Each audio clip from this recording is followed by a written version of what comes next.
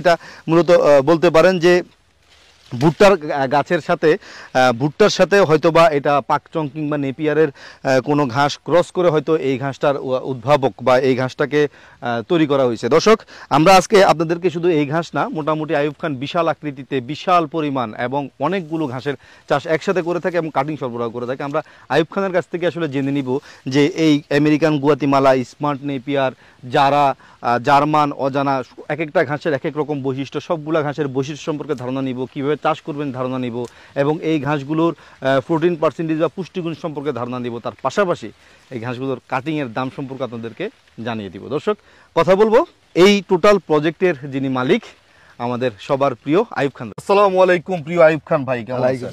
সবাই তো প্রচার করতে। আচ্ছা আইয়ুব ভাই, সবার আগেই আমি কোনো ভনিতা না করে সরাসরি আগে প্রথম কোশ্চেনটা যেটা আমার ভিতরে শুধু ঘুরপাক খাচ্ছে, সেটা হচ্ছে গুয়াতিমালা বাংলাদেশে আসার পর থেকে প্রথম গুয়াতিমালা নিয়ে আমি কাজ করছি। জি, ঠিক আছে, প্রথম ফার্স্ট ভিডিও প্রতিবেদন গুয়াতিমালা নিয়ে আমি কাজ করছি এবং সারা বাংলাদেশের এই গুয়াতিমালার যতগুলা বাগান আছে বড় বড় মোটামুটি সবগুলাতেই আমার পায়ের ধুলি আছে।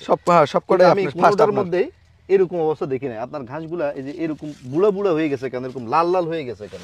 আজিম ভাই, আপনার যত জায়গা দেখছেন আপনি কিন্তু ভিডিওগুলো করছেন যেমন 3 ফিট 4 ফিট 5 ফিট, আর সবই ছিল সবুজ মেঘের মতো কালো, কারণ ওই সময় কি খাওয়ার উপযোগী হয়, কাটিংয়ের উপযোগী হয় না।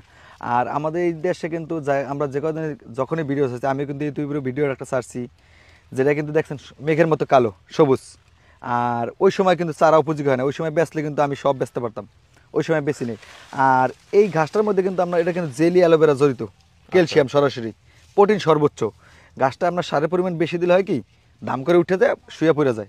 আচ্ছা, যার কারণে আমি ঘাসটা চারার জন্য রাখছিলাম। আমার তো প্রজেক্টটা মোটামুটি বড়, আজকে হয়তো ড্রোনের কারণে তুলতে পারিনি, দেখাইতে পারিনি। তো আমি এটা চারার জন্য তৈরি করছি। আর চারার জন্য তৈরি করতে হলে আপনার গাছের গোড়ায় মাটি দেওয়া যাবে, সার খুব কম, শুধু জৈব সার দেবেন, তাহলে আপনার চারা রাখা যাবে 1 বছর। আর যদি আপনার 2 মাস 4 মাস বা 4 মাস হয় না, 2 মাসের মধ্যে খাওয়ানোর উপযোগী হয়, 4 মাস 6 মাসের মধ্যে যদি আপনি চারাটা বিক্রি করেন, তাহলে ওই ক্ষেত্রে চারা থাকবে কচি নরম, এরকম কচি থাকবে। দেখেন এই মাথার অংশের মতো কচি থাকবে, যেটা জার্মিনেশন কম আসবে। আপনি যত বড়ই লাগান জার্মিনেশন কম আসবে। আর যদি আপনি বয়স্ক করেন এরকম হয়, তাহলে আপনার জার্মিনেশন আসবে। এই দেখেন এই লেগে জার্মিনেশন আসার চারা। আচ্ছা, স্মার্ট নিপের স্মার্টের মতো এই আর যদি আপনি এরকম বয়সে লাগান, আপনার যে আমি 6 মাস আগে যে ভিডিওটা ছাড়ছি, এটা তো মনে আছে আপনার, ওইটা কিন্তু এরকম কচি। ওই সময় কিন্তু আমার ভিডিওই ছাড়ছিলাম ঠিকই, কিন্তু গুয়াতিমালা আমি বিক্রি করি নেই, যেটা আমি 2 মাস ধরে বিক্রি করতেছি। আচ্ছা, তো চারা করার জন্য আর কি আমি এটা বয়স করছি এবং এরকম লাল